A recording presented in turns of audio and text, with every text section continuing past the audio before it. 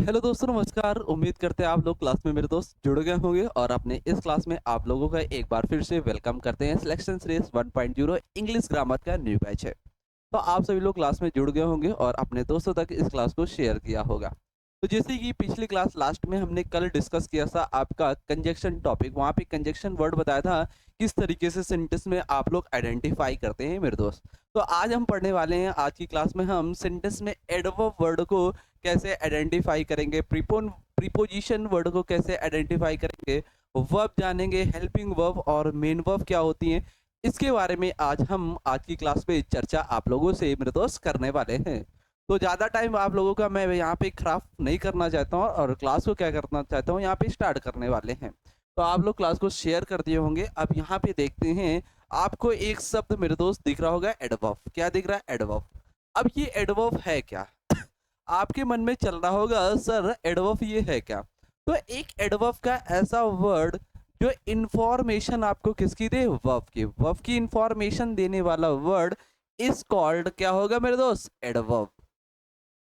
Verb की information देने वाला, वर्ब के बारे में बताने वाला वर्ड इज कॉल्ड एडवर्ब। अगर आपसे कोई पूछे कि सर डेफिनेशन क्या होगी, तो आप लोगों को बस सीधी बात ये ध्यान रखना है कि एडवर्ब, क्या मैंने बताया, जो वर्ब की इंफॉर्मेशन दे उससे क्या बोलते हैं? एडवर्ब।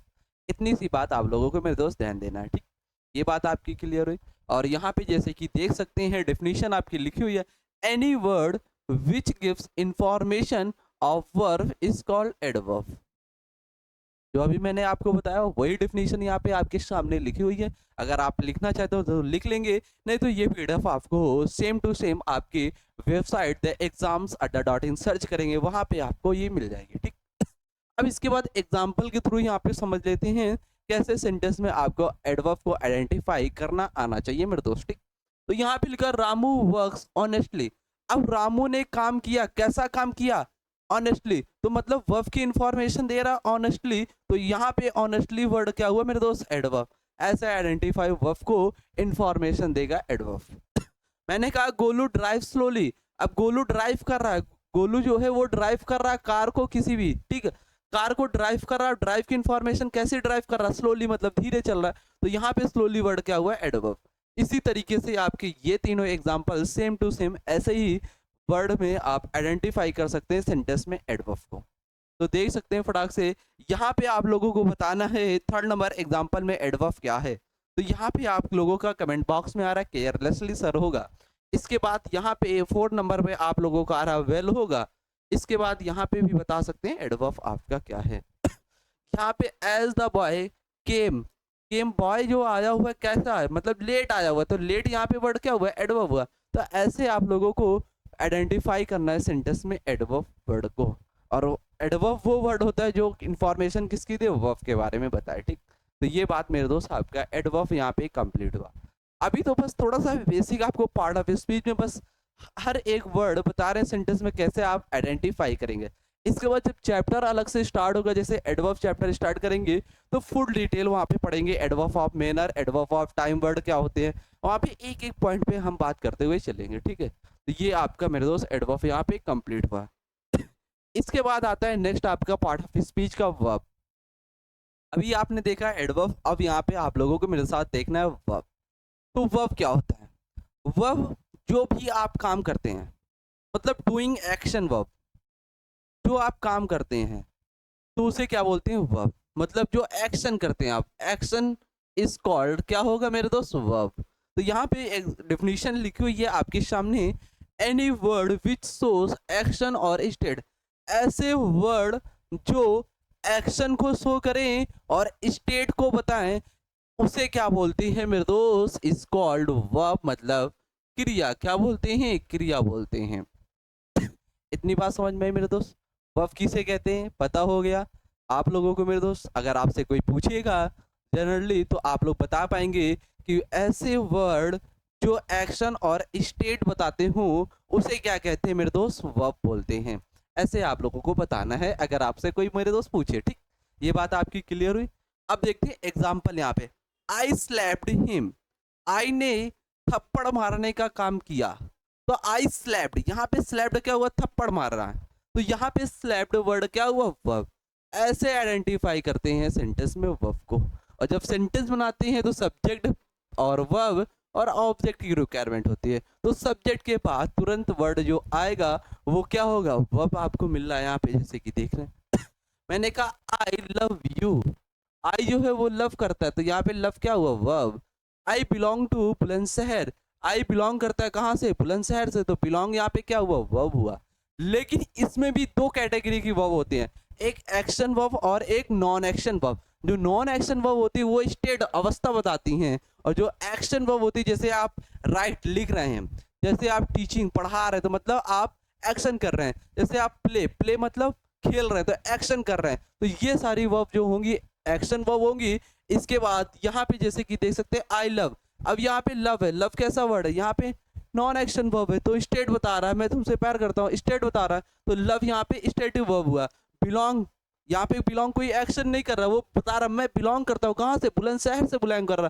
तो यहाँ पे बिलोंग जो वर्ब होगी एक्शन वर्ब नहीं है, ये कौन सी वर्ब है, स्टेटिव वर्ब है, मतलब नॉन एक्शन वर्ब। इसी तरीके से यहाँ पे अनुसर जो है ये वॉक करते हैं इन द मॉर्निंग। अब यहाँ पे वॉक, वॉक मतलब टहल रहे हैं, टहल रहे तो एक्शन कर रहे हैं, तो यहाँ पे वॉक जो वर्ब होगी ये कैसी वर्ब होगी, एक्शन वर्ब होगी। तो आपको एक्शन और नॉन एक्शन वर्ब पता होगी मेरे दोस्त, मतलब जो एक्शन आप करते हैं उन्हें एक्शन वर्ब, जहाँ पे एक्शन नहीं करते वो नॉन एक्शन वर्ब होती है। ये मेरे दोस्त आपका वर्ब यहाँ पे कंप्लीट हुआ।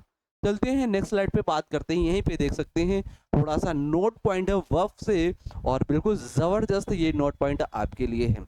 यहाँ से एरर के क्वेश्चन बनने के लिए बहुत बढ़िया इंपॉर्टेंट क्वेश्चन यहाँ से बनते हैं मेरे दोस्त, ठीक। तो बात कर लेते हैं कि verb, action verb, verb of state, मतलब ऐसी वर्ड जो एक्शन वाली होती, जैसे प्ले हो गया, लिख दे रहा हूँ, ठीक है, जैसे राइट हो गया, ठीक, टीचिंग हो गया, वॉक हो गया, तो इसमें सब ये एक्शन आ रहा है, क्या रहा, एक्शन आ रहा है। तो ये कैसी वर्ब हुई, एक्शन वर्ब हुई। और जो एक्शन वर्ब होती हैं ये किसी भी टेंस में आपकी होंगी, ये पास्ट में भी हो सकती हैं, फ्यूचर में भी होंगी, प्रेजेंट में भी होंगी, और कॉन्टिन्यूअस में भी होती हैं। तो ये जो एक्शन वर्ब होती हैं ये किसी भी टेंस में आपकी हो सकती हैं। लेकिन जो वर्ब ऑफ स्टेट है, मतलब नॉन एक्शन वर्ब, ये आपकी कॉन्टिन्यूअस टेंस में नहीं होंगी। जैसे कि आप हेट, अब हेट क्या है, ये एक्शन वर्ब नहीं है, हेट, हेट यहाँ पे कैसी वर्ब है, स्टेट वर्ब है, अवस्था बता रहा, अवस्था बता रहा, तो इसमें आप आईएनजी हेटिंग नहीं कर सकते हैं क्योंकि स्टेटिव वर्ब है। स्टेटिव जो वर्ब होती हैं ये कॉन्टिन्यूअस टेंस में नहीं होंगी, और ये किस टेंस में होंगी, प्रेजेंट इंडेफिनिट सिंपल। आईएनजी बस इसमें नहीं लगता, बस ये ध्यान रखना, कॉन्टिन्यूअस आईएनजी वर्ब की लगती है, लेकिन यहाँ पे आईएनजी नहीं लगाना है। लेकिन जो एक्शन वर्ब होंगी ये आपकी पास्ट में, प्रेजेंट में आईएनजी भी लगेंगी, आईएनजी नहीं भी लगेंगी। यहाँ पे प्लेइंग जैसे लिख सकते हैं, तो ये किसी भी टेंस में हो सकती है। लेकिन स्टेट जो वर्ब होती है ये सिर्फ कॉन्टिन्यूअस टेंस में आपकी आईएनजी फॉर्म में नहीं होंगी। जैसे लव हो गया, लव को लविंग आप नहीं लिखेंगे, लव को मतलब स्टेट वर्ब है तो लव ही लिखेंगे। जैसे फील हो गया, फील क्या है, स्टेट बता रहा, तो आईएनजी यहाँ पे नहीं लिखेंगे, क्या लिखेंगे, फील ही लिखेंगे। तो ये मेरे दोस्त आपको समझना था नोट पॉइंट में। समझ में आया होगा, अगर आया हो तो इसको लिख लेंगे फटाक से। थोड़ा सा मैं आपके लिए साइड होता हूँ मेरे दोस्त।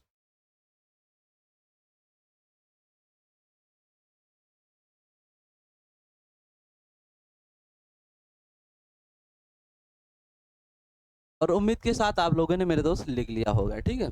अब देखते हैं नेक्स्ट पॉइंट आपका क्या है, नेक्स्ट स्लाइड पे क्या है। वही एग्जांपल आपके सामने दिए गए, यहाँ पे देखो, सी इज हेटिंग मी। अब मैंने कहा हेट वर्ड आएगा, आईएनजी नहीं लिखना, क्या लिखना है, हेट, क्योंकि स्टेट वर्ब है, आईएनजी फॉर्म नहीं लिखना है इसका, मतलब कॉन्टिन्यूअस टेंस में नहीं बनाना है। तो ये क्या लिखा जाएगा, यहाँ पे हेटिंग की जगह हेट।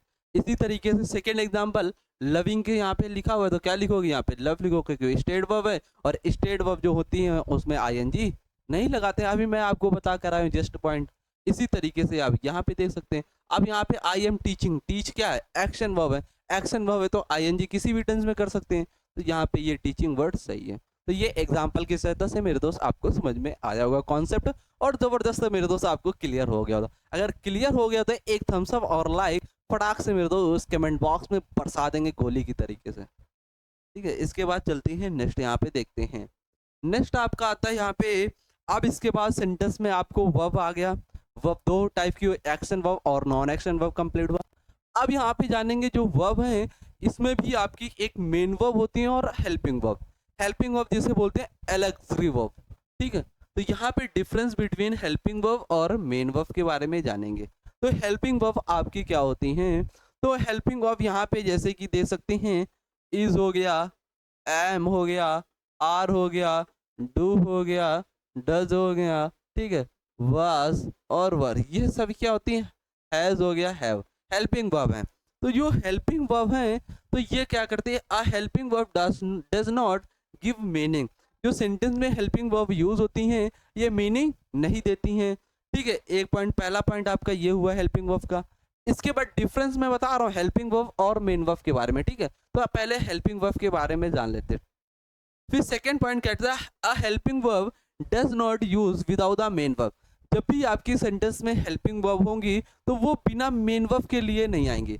हेल्पिंग वर्ब है तो फिर इसे मेन वर्ब वहां पे चाहिए हेल्पिंग वर्ब को, नीड है उसे। हेल्पिंग वर्ब है तो फिर मेन वर्ब अपने साथ लेगा। और हेल्पिंग वर्ब जो है ये चेंज हो जाते हैं किसमें? मेन वर्ब में भी। सेंटेंस में कभी कभी देखा होगा हेल्पिंग वर्ब जो होती हैं वो मेन वर्ब में भी क्या हो जाती है? चेंज हो जाती हैं। ये भी बात आपको समझना है। ये आपकी हेल्पिंग वर्ब के बारे में पॉइंट है 3। 3 पॉइंट आपको बताया, ध्यान रखना। हेल्पिंग वर्ब जो होंगी वो मीनिंग नहीं देती, ठीक। इसके बाद सेकंड पॉइंट बताया कि हेल्पिंग वर्ब बिना मेन वर्ब के साथ नहीं आते हैं। हेल्पिंग वर्ब है तो मेन वर्ब अपने साथ लेगा, ठीक। इसके बाद जो हेल्पिंग वर्ब होती हैं वो चेंज किस में हो जाती है? मेन वर्ब में आपके ट्रांसफर हो जाती हैं। तो ये बात आप ध्यान रखना, ठीक।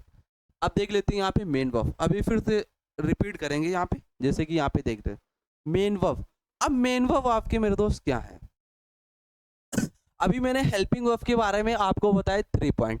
इसी तरीके से मेन वर्ब में 3 पॉइंट है, दोनों में डिफरेंस आपको बस समझना है थोड़ा सा, ठीक। तो पहला पॉइंट कहता अ main verb always gives meaning. मतलब जितनी भी मेन वर्ब होंगी वो आपको क्या करेंगी? मीनिंग देंगे, मतलब सेंस आएगा सेंटेंस में।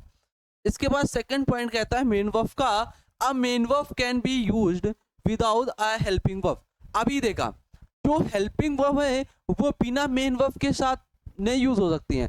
जो हेल्पिंग वर्ब है उनको मेन वर्ब चाहिए। लेकिन यहाँ पे देखो मेन वर्ब क्या कह रहा है? ये कह रहा है main verb can be used without a helping verb. जो मेन वर्ब है वो बिना हेल्पिंग वर्ब के सेंटेंस में यूज होंगी, लेकिन हेल्पिंग वर्ब बिना मेन वर्ब के नहीं यूज होंगी। बस ये डिफरेंस आपको सेकंड पॉइंट में समझना था। समझ में आया?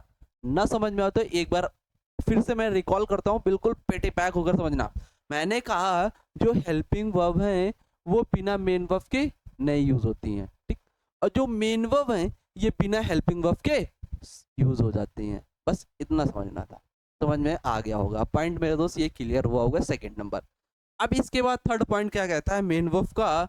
ये कहता अ main verb does not change a helping verb.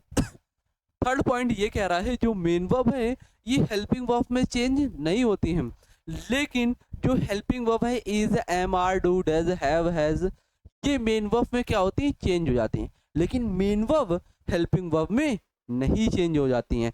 ये दो डिफरेंस आपके हेल्पिंग वर्ब और मेन वर्ब में मेरे दोस्त हैं। पॉइंट क्लियर हुए? एग्जाम्पल के थ्रू यहाँ पे समझते हैं मेरे दोस्त एक बार। यहाँ पे जैसे कि देख सकते हैं एग्जाम्पल आपके सामने है। अगर आप लोग कर पा रहे हैं तो फटाक से करेंगे मेरे दोस्त, फटाफट।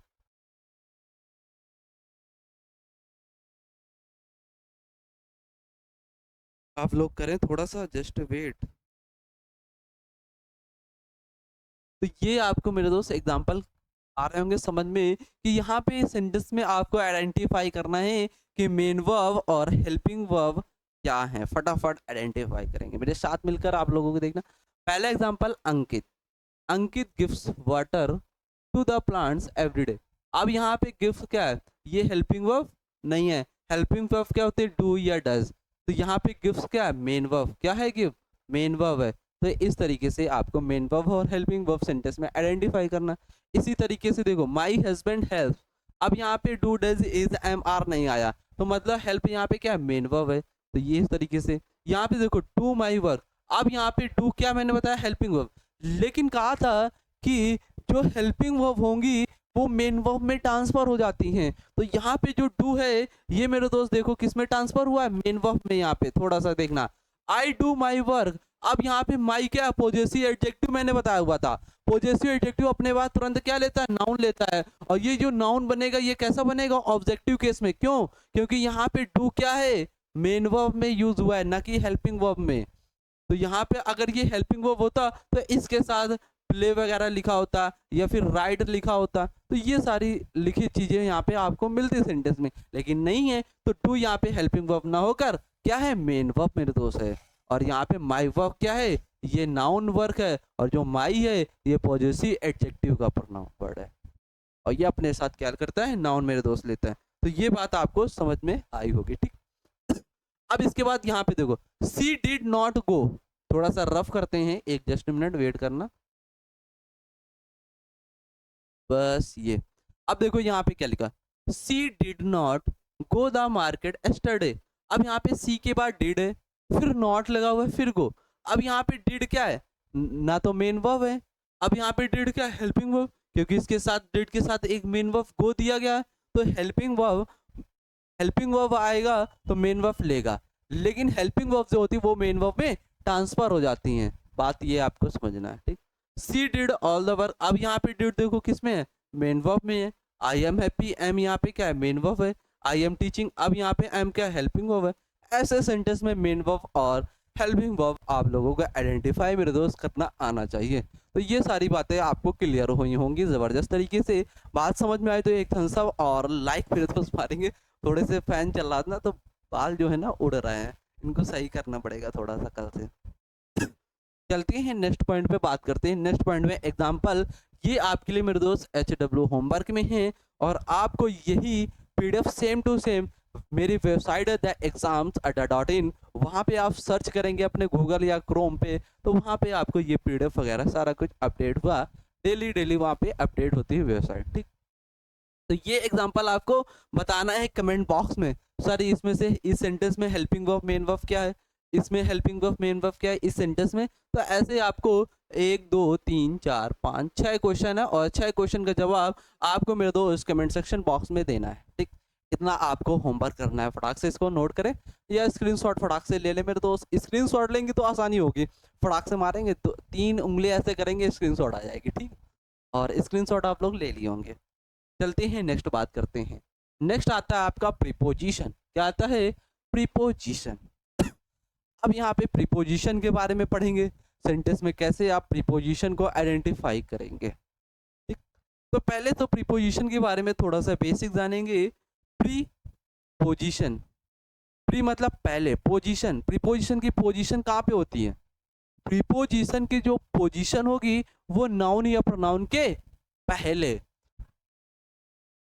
यहीं से समझ लो ना, इसे प्री करो, इसे पोजीशन करो। प्री मतलब होता है पहले, और पोजीशन मतलब स्थिति। तो प्रीपोजिशन की जो स्थिति होती है वो नाउन या प्रोनाउन से क्या होती है, पहले। बस ये ध्यान रखना। इतनी बात समझ में आई। यहाँ पे डेफिनेशन आप लोग देख सकते हैं। A preposition is a word that connects noun, pronoun, phrase to another in a sentence. तो उसे क्या बोलती हैं, preposition is called preposition. Preposition जो आता है वो नाउन या प्रोनाउन या फ्रेज से पहले आपको प्रीपोजिशन वर्ड मिलेगा। एग्जांपल देखो, I am going to school. अब प्रीपोजिशन होते क्या क्या है, जैसे आपका ऑन हो गया, इन हो गया, टू, विद, ठीक। इसके बाद अपॉन, ठीक है, बी साइड्स। तो ये सभी क्या होते हैं मेरे दोस्त, प्रीपोजिशन के वर्ड होते हैं। इस तरीके के वर्ड आपको सेंटेंस में मिलेंगे तो वो वर्ड क्या होंगे, प्रीपोजिशन होंगे। और जो प्रीपोजिशन की ये इन वर्ड की स्थिति है वो नाउन या प्रोनाउन के पहले आपको मिलेगा। यहाँ पे देखो, आई एम गोइंग, कहाँ गया, स्कूल। स्कूल यहाँ पे क्या हुआ, नाउन हुआ, नाउन के पहले आपको टू मिला, टू क्या है, ये प्रीपोजिशन। और यहाँ पे जब प्रीपोजिशन के बाद आने वाला जो नाउन या प्रोनाउन का वर्ड होगा वो क्या कहलाएगा, सब्जेक्ट या ऑब्जेक्ट। तो आप लोगों को बताना है सर ऑब्जेक्ट कहलाता है, क्योंकि पहली क्लास में मैंने आपको बताया हुआ है। तो यहाँ पे स्कूल क्या हुआ, ऑब्जेक्ट, लेकिन है क्या, नाउन है, ठीक। इसी तरीके से आप सेकंड नंबर देख सकते हैं, nobody helped me except. Except किसका देता है, बट का, बट मतलब सिवाय, एक्सेप्ट मतलब सिवाय। तो यहाँ पे एक्सेप्ट क्या हुआ, प्रीपोजिशन। हर यहाँ पे सी का क्या है, ऑब्जेक्टिव केस है। इसी तरीके से आप ये थर्ड नंबर, फोर्थ और फिफ्थ नंबर एग्जाम्पल देख सकते हैं। थर्ड और फोर्थ फिफ्थ नंबर एग्जाम्पल से आपको बताना है कमेंट बॉक्स में, यहाँ पे प्रीपोजिशन क्या, कौन सा वर्ड है, इस सेंटेंस में प्रीपोजिशन कौन सा वर्ड है, इसमें भी प्रीपोजिशन का क्या वर्ड है, आप लोगों को कमेंट बॉक्स में मेरे दोस्त बताना है, ठीक है। ये बातें समझ में, अगर नोट करना चाहते हैं, स्क्रीनशॉट लेना चाहते हैं तो फटाक से लेंगे मेरे साथ। और ले भी लिए होंगे मेरे दोस्त बिल्कुल ज़बरदस्त शानदार तरीके से। चलते हैं नेक्स्ट बात करते हैं। अब देखो, मैंने कहा प्रीपोज़िशन जो होगा नाउन, प्रोनाउन या फ्रेज़, इसके पहले क्या आएगा? प्रीपोज़िशन वर्ड, ठीक? अब मैंने कहा जो प्रीपोज़िशन के बाद नाउन या प्रोनाउन या फ्रेज़ आएगा, वो वर्क किसका करेगा? वहाँ पे नाउन, प्रोनाउन जो वर्ड होंगे, ये वर्क किसका करेंगे? सब्जेक्ट या ऑब्जेक्ट? तो आप लोगों को बस ये ध्यान रखना है, ऑब्जेक्ट का वर्क करते हैं। किसका? ऑब्जेक्ट का काम करेंगे वर्क वहाँ पे। तो यहाँ पे देखो, राजू वाज सिटिंग विद, अब यहाँ पे क्या है? प्रीपोजिशन। अब यहाँ पे दे क्या है? प्रोनाउन का सब्जेक्टिव केस। तो मैंने कल आपको बताया प्रोनाउन का दे का ऑब्जेक्टिव केस क्या होता है? देम। तो आपको यहाँ पे दे की जगह क्या करना पड़ेगा? देम करना पड़ेगा। ऐसे एरर के क्वेश्चन भी बनते हैं आपके, इम्प्रूवमेंट के बनते हैं वहाँ पे, ठीक? तो ऐसे यहाँ पे देख सकते हैं बिटवीन। अब यहाँ पे आई लिखा हुआ है, मैंने कहा प्रीपोजिशन के बाद आने वाला जो नाउन या प्रोनाउन का वर्ड होता है वो कैसा होता है? ऑब्जेक्टिव केस में। तो यहाँ पे आई कैसा लिखा? सब्जेक्टिव केस में। तो आई का ऑब्जेक्टिव केस क्या होता है? मी।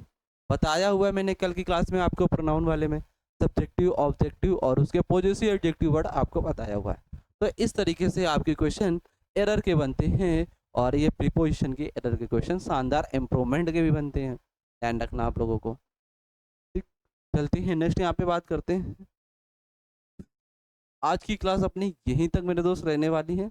अगर क्लास अच्छी लगी तो वीडियो को लाइक और शेयर कर देंगे, और फिर मिलते हैं इसी जोश जुनून जज्बे के साथ कल सुबह 9 बजे आपसे फिर मुलाकात होगी शानदार तरीके से। तो जब तक आप सभी लोग पढ़ते रहिए, मुस्कुराते रहिए ज़बरदस्त तरीके से, शानदार।